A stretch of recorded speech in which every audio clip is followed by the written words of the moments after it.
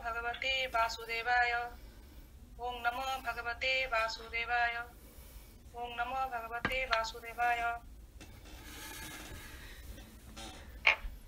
Narayanam Namaskritya Narachaiva Narottamam Devim Saraswatim Vyasam Tato Jaya Mudiraya. Nashtaprayesu Abhadresu Nityam Bhagavato Sevaya Bhagavato Uttama-shloke Bhaktir Bhavati Naistike. Reading from Bhagavad Gita, Chapter 3, Verse 5, Chapter title Karma Yoga. Nahi kaschid kshanamepi yato tisthati akarmakrit karyate hi avashya karma swaha prakriti chatirguna. No, nor, he, certainly, kaschid, anyone, kshyanam, a moment, api, also, jatu, at any time, tisthati, remains, akarmakrit, without doing something, karyate, is forced to do, he, certainly, avashaha, helplessly, karma, work, sarvaha, all, prakriti, hai.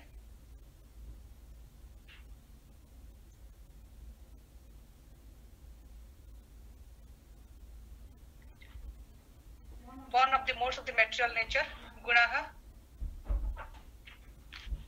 by the qualities.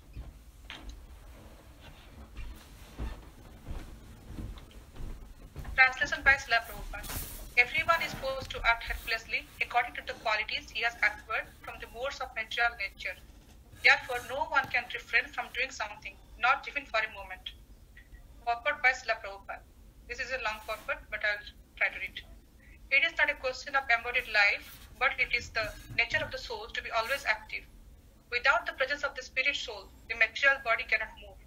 The body is only a dead vehicle to be worked by the spirit soul, which is always active and cannot stop even for a moment. As such, the spirit soul has to be engaged in the good work of Krishna consciousness. Otherwise, it will be engaged in occupations dictated by the illusory energy. In contact with material energy, the spirit soul acquires material modes, and to purify the soul from such affinities, it is necessary to engage in the prescribed duties enjoined in the Shastras. But if the soul is engaged in his natural function of Krishna consciousness, whatever he is,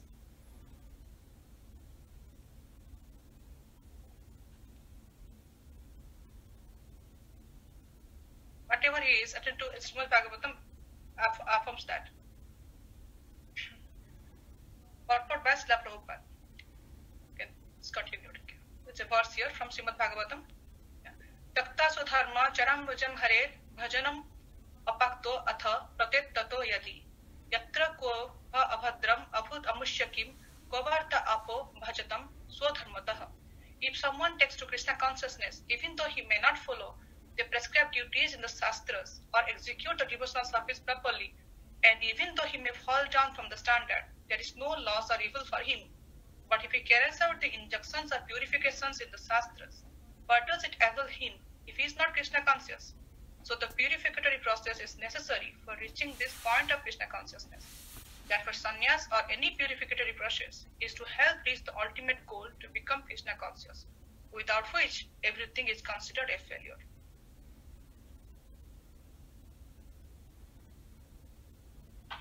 Om Ajnanatimirandhasya Jnananjana Salakaya Chakshurumritam Yena Tasmai Sri Gurave Namah. Sri Chaitanya Manabhistam Sthapitam Yena Bhutale Swayam Rupa Kadamayam Dadanti Savadantikam Vandeham Sri Guru Sri Yuta Padakamalam Sri Guru Vaishnavam Sri Rupam Sakrajatam Sahagana Raghunatvitam Tam Sabjivam Sadvitam Savadhutam Parijana Sahitam Krishna Chaitanya Devam Sri Radha Krishna Padam Sahagana Lalita Sri Vishakha Vitam Cha. He Krishna Karuna Sindhu Dina Bandhu Jagatpate Gopesha Gopika Kanto Radha Kanto Namastute Tapta Kanchana Gaurangi Radhe Vrindavaneshwari Vrishabhanu Sute Devi Pranamami Hari Priye Panchakalpa Tarubhascha Krupa Sindhu Vaja Patitanam Pavanebhya Vaishnavebhya Namo Namo.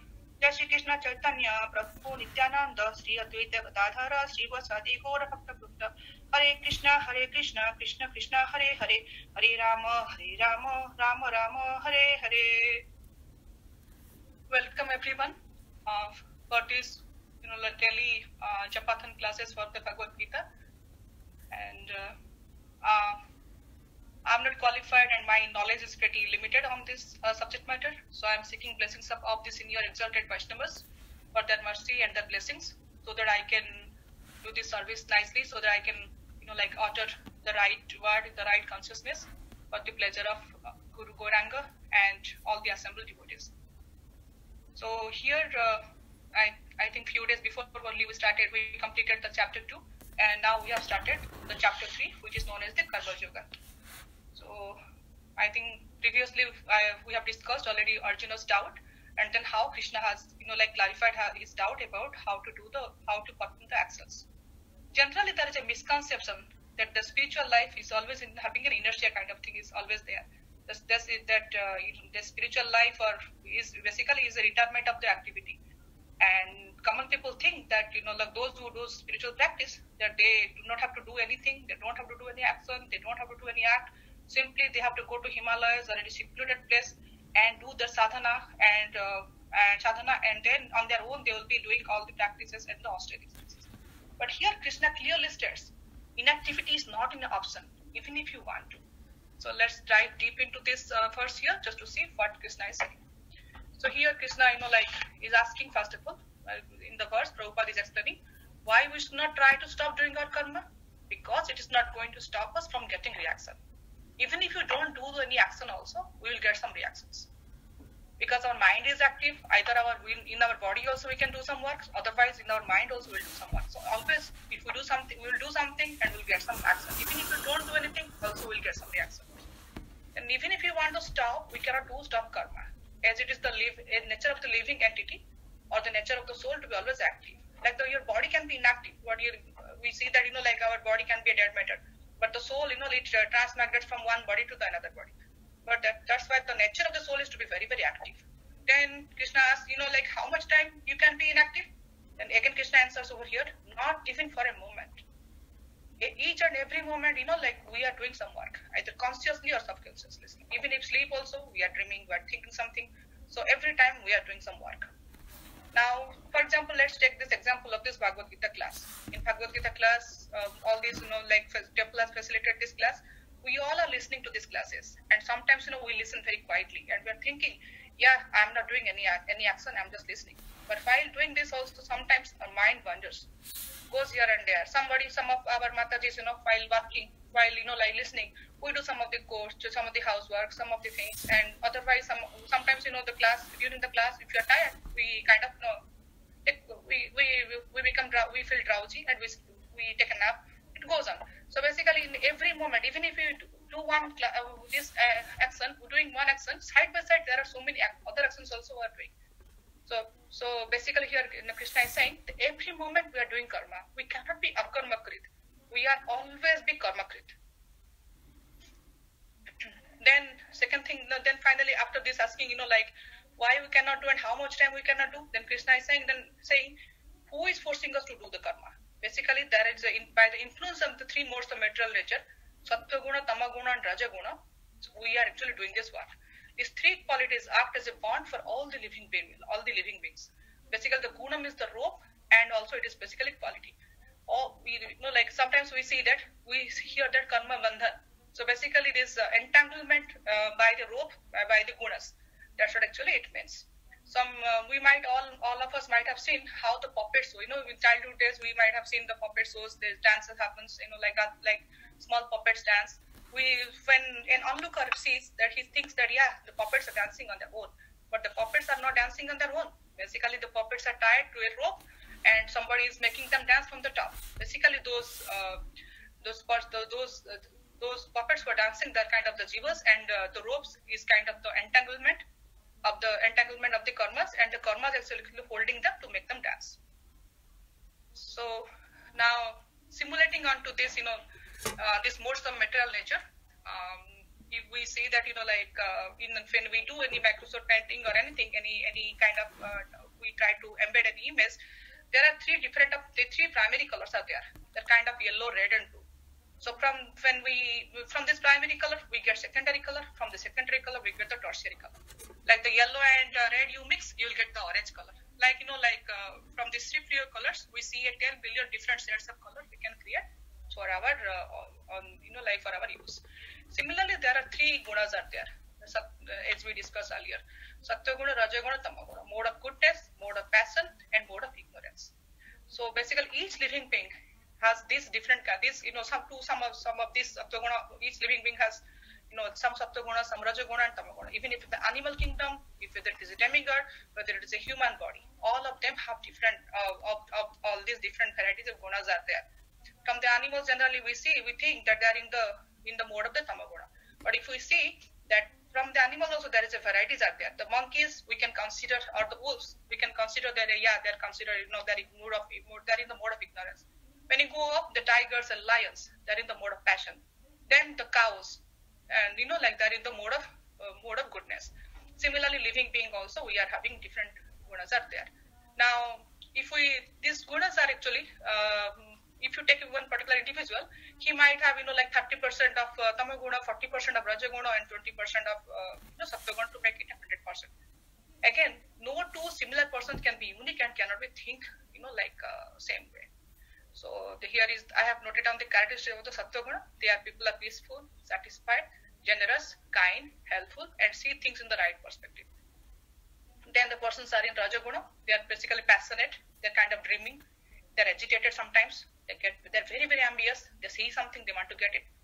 They're envious of the other person's success. They always are hankering for sense gratification. Then the person with the Tama guna or the mode of ignorance, they're kind of insecure always. They're kind of fearful. They're depressed. They're confused. They're illusioned, and they're lazy. Now in day-to-day actions when we do, we can see that in a family also we can see this how these material modes of three modes how it affects. Suppose for example most of us coming from the Indian background. So when in India we get up the ladies of the house, sometimes they get up early in the morning, they do tulsi puja outside, they will put water on the tulsi plant, they'll do deity worship, and they will nicely take care of the family. Then in that moment they're in the mode of goodness, they're in the mode of Sattva. As they do progresses, their work is kind of they're finishing their work, they switch on the TV and they start watching these TV serials, like those regular soap operas are there, and they see all these kind of fightings and all those things, and then they see all the jewelry art, all things. They start kind of dreaming. Then they're they're in the mode of passion. Then all of a sudden, the son or husband, they come back and they want to switch up the channel, and they want to go to a different channel. Either want to watch some TV news or watch to some cricket. Then their wife, whoever is watching previously, wife or the kid, whoever is watching, they get agitated, they get angry. They they start shouting, "Why did you do this? Why did you change my channel? I was watching it." All kind of they forget all these gunas. Before they had all these things, they forget, and they immediately get into this mode of ignorance, and all this shouting and all those things starts. So all these things goes on. So basically, nobody in this material world, any living entity, cannot avoid all these three modes, and they perform accordingly these three modes. Now I had these beautiful stories in one of the stories about how a situation will be same, how three different persons will be behaving differently by the modes of the nature. So here there are three brothers in this capsular story. I have over here there are monkeys over here and the person is sleeping. So basically what happens, there are three friends. The friend's name was, one of them were Mr. Sattvagun, another is Mr. Rajagun, another name is Mr. Tamagun. The three, they were the three cap sellers. They went to sell cap. So so first what happened, the Mr. Tamagun, he came early in the morning and he crossed a river and he saw there is a tree and he felt a little bit tired. So he put all the caps under his head in the bag and he took a small nap. So while he taking a nap, some monkeys, they were hiding inside the tree, they appear. Usually monkeys are mischievous. They saw the hats, the hats are under the tree, under the man. So they took one by one the hats they took on their head. So after some time, Mr. Tamagun woke up from the dream, from his sleep, and he saw all the caps are gone. And he saw these monkeys are, wearing the caps. Not doing anything, he was very sad. He started crying and he cried, all my caps are gone. He started lamenting. Then crying, he went back home. After some time, the other friend came. is Mr. Rajagun. He also, came here near the tree. He also felt tired. He also slept. The same thing, whatever his earlier friend did. Again, the monkeys came. They took the caps. After some time, again, Mr. Rajagun, he woke up. He saw that all my caps had gone. So instead of like earlier friend, his friend, he didn't cry. He got very agitated. He started shouting at the monkeys. He called them stupid. You took my you took my caps. Return me my caps. He just shouted at them, sword finger at them. Monkeys, started imitating them. It went on for some time. Then he got more agitated and he left for home without collecting the caps. After some time, the third friend, Mr. Saptagon, came. He also came and he was also tired under the tree. And he also took a small nap like his earlier friends. Again, the monkeys came, collected his caps, all the caps and were. So Mr. Saptagon woke up after some time. After waking up, he is all fresh, everything. He saw that all the caps are gone. He looked around. He saw these monkeys are wearing the caps, but he was not sad, neither he agitated by the earlier friends. Then he thought how to handle this situation. Then he realized that monkeys tried to imitate. So what he did is he was wearing a cap. He removed his cap and threw it to the nearby area. Again, so his intuition was right. The monkeys like to imitate. So monkeys also threw all the caps whatever they were wearing. So finally this person, he could collect all the caps. Happily he went back. So we could see here how three persons, with different gunas, how the same situation they are handling. So basically, all these were living beings. We are all puppets in the hands of the material nature. So in Bhagavad Gita 3.27, Krishna says, Prakritihi kriyamanani gunehi karmani sarvasaha ahankara vibhuratma kartamam iti manyate. That means the bewildered spirit soul, under the influence of the three modes of material nature, thinks himself to the doer of the activities, which are actually carried out by the nature. So basically, the living entity of the jiva thinks that I am free. I am free from any attachment.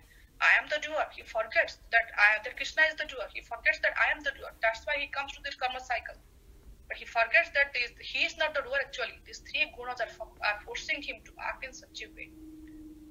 Here I have three pictures here. There is a tiger chasing a deer. Basically the tiger, when he sees a deer, his mode of, passion arises in him. And in the mode of passion, looking at the deer that arises within him, looking at the deer, he starts to attack and he tries to eat it. Then here the next picture about an intoxicant, a drunkard. A drunkard is always in a mode of ignorance. When he sees a wine bottle or an alcohol bottle, it instigates him. Yeah, I should go for him and I should drink it. So he cannot stop it. So during this corona pandemic, I was reading, there was a rule in certain states that there won't be any alcohol. So, but these alcoholics were so much, attached to the alcohol, in the fear that they are not going to get alcohol, they thought of, giving up their life. So, the next is, there are two devotees. There is a devotee who is reading, who is showing the scripture book to the other devotee. Basically, the devotees are always in the mode of Sattvagun. So, when he sees a spiritual brook or a tulsi plant, ultimately, this love for that Godhead arises within them. So, they try to preach and try to do some good actions. Yeah. So basically what happens here is the spiritual advancement, we always think that you have to give up your work, but it is not actually giving up the work. Instead, it is the quality of one's action is considered. Our soul is always active. So the scriptures have always provided us, these are some of the prescribed duties. So we all have to, based on the Varnasama system, we all have given some prescribed duty so that we will be gradually purified. We do the prescribed duty by keeping Krishna in our center. So this prescribed duty is why it is important, because by doing this prescribed duty with Krishna, keeping Krishna in center, our heart gets purified. And when our heart gets purified, we are no more entangled by the karma cycle. But however, the process of the bhakti is superior to everything. So there will be a scenarios when one person will be doing the prescribed duty, whatever prescribed duty he is doing, but then whatever is mentioned in the Vedas, he is doing all kind of patana, pujana, all these yajnas he is doing, all these 6 karma sanskaras he is doing. but side by side there will be another individual from a lower birth. He won't be knowing what is the prescribed duty, but he will be having this unalloyed devotion for the Supreme Personality of Godhead.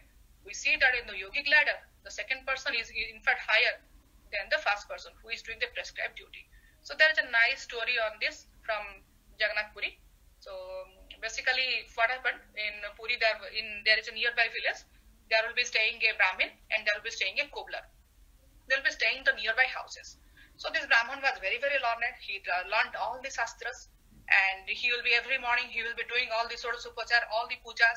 He will be teaching everybody, and he will be doing yajnas. He will be going for begging, and he will be getting everything. And he will be doing all kind of shastra reading. He will be doing.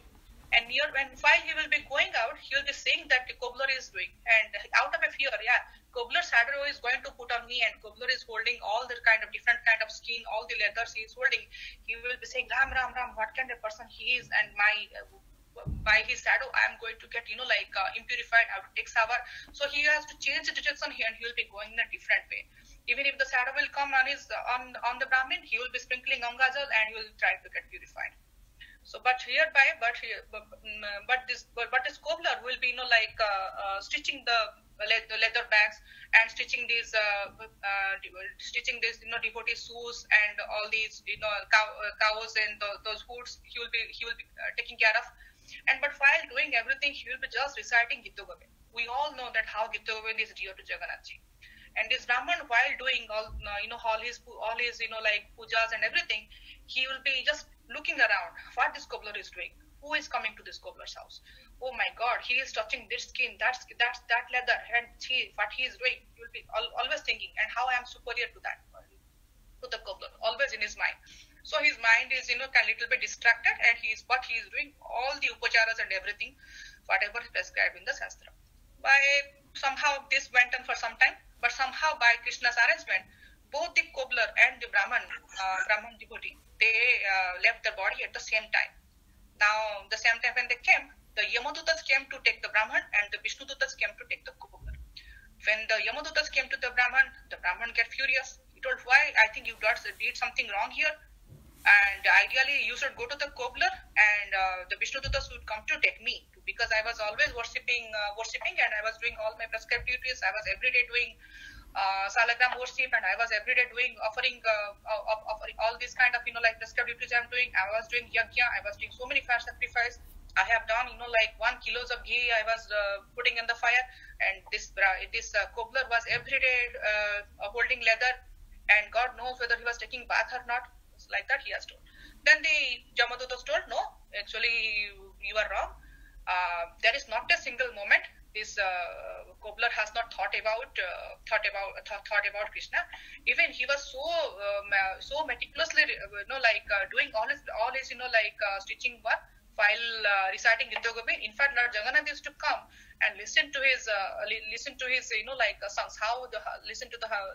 how he is nicely singing all the songs. So there is not a single moment he has forgot Krishna. But wherever you are, all these sadhanas you are doing, but you are totally distracted. You have never thought about Krishna. You are just doing it without any bhakti. We are doing basically whatever prescribed duty you should do. You should arise from the from this platform of this material entanglement to the bhakti platform. You didn't do that, but the cobbler has done that. So that's why the cobbler is going to the heavenly hour, and we have come to take you. So this is about the story. Now sometimes in the purport, Prabhupada has told that in the higher order of life one can renounce the prescribed duty. So how to go to the higher order of life? To go to the higher order of life, and you have to attain certain jnana, and for that you have to do your prescribed duty. Then gradual purification will come, and then you will go with the proper enlightenment. You can renounce your prescribed duty, and then you can go to the level of sannyas. So that's what actually Prabhupada described. Otherwise, if you directly go to take sannyas without your proper prescribed duty, otherwise if your knowledge is not fructified, knowledge is not fully enlightened, then basically you are just pretending you are not at the right platform. So there is there is a nice pastime of Madhavendra Puri, nice story of Madhavendra Puri. I think Prabhupada has described in the purport of Srimad Bhagavatam 2.4, 3.4, 2.4, 3, chapter verse 3 and 4. He has described about it. We all know that Madhavendra Puri was he was in Vrindavan, and he came to Jagannath Puri to take the Malai Chandan, and he was also the spiritual master of Ishwar Puri, who was the spiritual master of Chaitanya Mahaprabhu. So Madhavendra Puri was a ardent devotee of Lord Krishna. So he came to Jagannath Puri to take the sandalwood, so that like he can rub the sandal and offer to his Gopal. We all know this story, how Madhavendra Puri resided in Kirchara Gopinath temple. So Madhavendra Puri, like when he was doing his daily practices, earlier he was doing morning vandana, sandhya vandana, taking 3 times he was taking arati, and then he was doing oblations to the demigods, he was doing sacrifices, he was worshipping forefathers, everything he was doing. But Madhavendra Puri constantly was thinking about Sri Krishna. So Madhavendra Puri decided, decided, to instead of doing all these things, he will constantly meditate on the beautiful form of Sri Krishna. So in the purport Prabhupada has explained here, Madhavendra Puri is saying that, oh my evening prayer, oh my Sandhya Vandana, that is all auspicious unto you, because it is very, very auspicious. Oh my morning bath, I bid goodbye to you. It's not like that Madhavendra Puri is not going to take morning bath, but he is going to take it. But he is saying that I am not having this bondage to do that for my purification. Oh my demigods and oh my forefathers, please excuse me.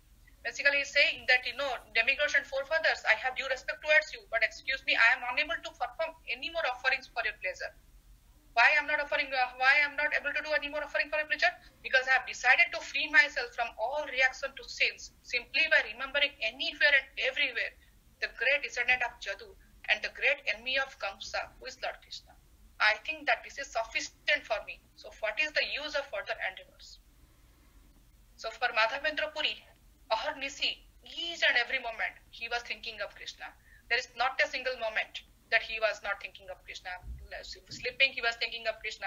He came to Kirchara Gopinath temple. He is thinking how this nice khira, I can offer it to my Gopal. Then all of a sudden he thinks, I could think like this. And then in his dream, Gopinath himself comes and steals for him. And when Madhavendra Puri was in Vrindavan, Krishna in a small boy form used to come and get milk for him, get nice boga offering for him. So Madhavendra, we are not, and sometimes somebody might imitate from this that we can also do the similar things and we don't have to do it. But we should realize that we are not at the platform of the Madhavendra Puri. We are not able to think about Krishna, unadulteratedly for even a moment. But here, Lord Madhavendra Puri is 24 hours and all this, whole day, 24 hours, 7 days a week, entire his life, he is meditating on the beautiful form of Samsundar of Krishna. So then here, Madhavendra Puri then finally he says that there are 3 platforms. The lowest platform is where where one does not care of the prescribed duty, which is basically at the animals level. They don't do anything. We consider them, they are not good at all. Then the second one is to do the prescribed duty. So basically this prescribed duty, performing the prescribed duty, we all the human beings, we come into that category. We all have to do definitely some kind of prescribed duty. But the highest platform is whatever is to by doing the prescribed duty, you attain the bhakti for the Supreme Personality of Godhead. By doing that only, we will not be entangled by the ropes of the material nature. Now here in the purport, Prabhupada also has explained that this devotion that if I doing devotional service, sometimes there might be some relaxation. Sometimes maybe some problem happens, we might not continue the devotional service, but don't worry about that. So even if you do a smaller amount of time of devotional service, suppose your lifespan is around 60 years. If you have done 10 years devotional service, so don't worry. Those 10 years, is the best. Is the best period of your life. Suppose when you were working in an IT sector, you think that this is my best project. that best project or that best certification, your entire career, you try to sell it out. Similarly, those devotional service which we do in our one lifetime, that devotional service, Krishna keeps an account for this devotional entire life cycle. So as meditating, like here we are just thinking in our, when whoever are in the IT industry, we try to take care of all the data, like this customer has this much records are there, and this record got deleted, you keep in backup, all this we do. I was just meditating how Krishna is keeping an account of like so many actions. Each moment we do some actions. Each day we are having so many actions. Some of them might be, and each jiva also goes to so many life cycles. Maybe some of us may be in a lower spaces in the earlier life. We might have some good karma. Krishna keeps account of that. Because of those good karmas, we took birth in this. Because of this good karma, we took birth in this devotee life. So we are also doing some certain good karmas and some bad karmas. Krishna also keep an account, and what will happen in the next life also. Krishna also thinks that. So how this karma life cycle is so difficult to handle. I was just meditating on that, and now in the purport, Prabhupada has explained that Narad Muni is explaining to Vasudev, Takta Swadharma Charambuja Harer Bhajanam Apako Atha Patit Tato Yadi Yatra Kva Abhadram Adbhut Amashakim Kva Varta Apto Bhajatam Swadharma Sataha. So I think the translation is here. If someone takes Krishna consciousness, even though he may not follow the prescribed duties in the Shastras or execute the devotional service properly, and even though he may fall down from the standard, there is no loss or evil for him. But if he carries out all the injunction or purification in the Shastras, what does it avail him if he is not Krishna conscious? So the purification process is necessary for reaching this point of Krishna consciousness. Therefore, sannyas or any purification process is to help reach the ultimate goal of becoming Krishna conscious, without which everything is considered failure. Okay. Now, generally, when we keep some bank balance in our account. So when we leave our body, we cannot take this bank balance, this house, this whatever we have accumulated, we cannot take to the next life. We just whatever we just go like that. And in the new life, we started from the scratch, from the phrase. When we are working in one company, and due to some happens, we get laid off or we move to a new company. Then whatever vacations we have accrued, or whatever sick leaves we have accrued, everything, like when you start a new company, we start again from the zero. But in spiritual life, it's not like that. In Krishna, in spiritual life, whatever small good karma we have done, whatever small devotional service we have done, Krishna doesn't forget it. Krishna keeps it accounts in our spiritual bank account safely. So whenever we need it, whenever later on in our next life, when whatever spiritual activity we do, it starts from that. Suppose in our last life we have done some, if our spiritual bank account is like a pot, suppose we have done 1/3 of the spiritual activity in the pot. So when in our next life, when you take birth, we start from that 1/3.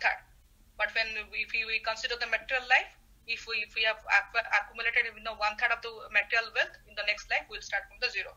So Krishna doesn't forget whatever spiritual activities we have done. So it will be always safe. It always safe, as a safe deposit in his account. So in scripture also we have seen the examples of Bharat Maharaj, and like Bharat Maharaj was attracted towards a deer, and Bharat Maharaj in his next life he took birth as a deer. But being as a deer also, he did not forget it with the good karmas. Then he get the body of Jada Bharat. From Jada Bharat, he still didn't forget. When he had encountered the Rahugan, he gives Rahugan the knowledge of the spiritual knowledge. And also we have heard about the Ajamil. Ajamil was once upon a time was very nice Brahman. He was doing some nice spiritual activities, but due to Asat Sangha, he got bewildered. But he had a son Narayan. He used to call Narayan while calling him for any calling it towards during his deathbed when the Jamadutas came to take him.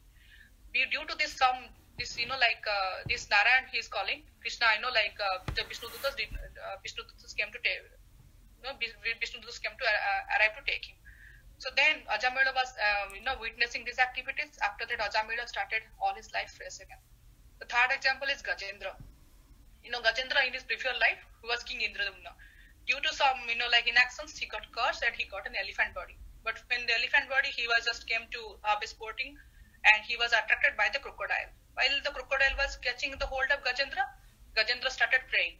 Because that moment while he was, like fighting with the crocodile, he could remember that, in his previous life, there was a prayer. He used to offer a prayer. He remembered that and he called Krishna. So Krishna came in the mounting on the Garud and helped him. So basically, so that's what actually Prabhupada here is saying, that even if small amount of devotional service is the eternal gain. So in the summary, if we see here that our soul will be having different actions. Soul can do sinful activity and go in the repeated path of cycle of death, repeated cycle of birth and death every time, again and again, till like it doesn't come out of it. Otherwise, soul will always do the prescribed duty according to the scripture. But the best thing is to do the devotional service or the spiritual activity, which is our ultimate goal. So with this, I wanted to end this class over here. So during my discourse, I might have, my explanation, I might have inadvertently done some mistakes or something. Please excuse me for that. If you want to add something over here or any reflexes, maybe you can add it here now. Thank you so much.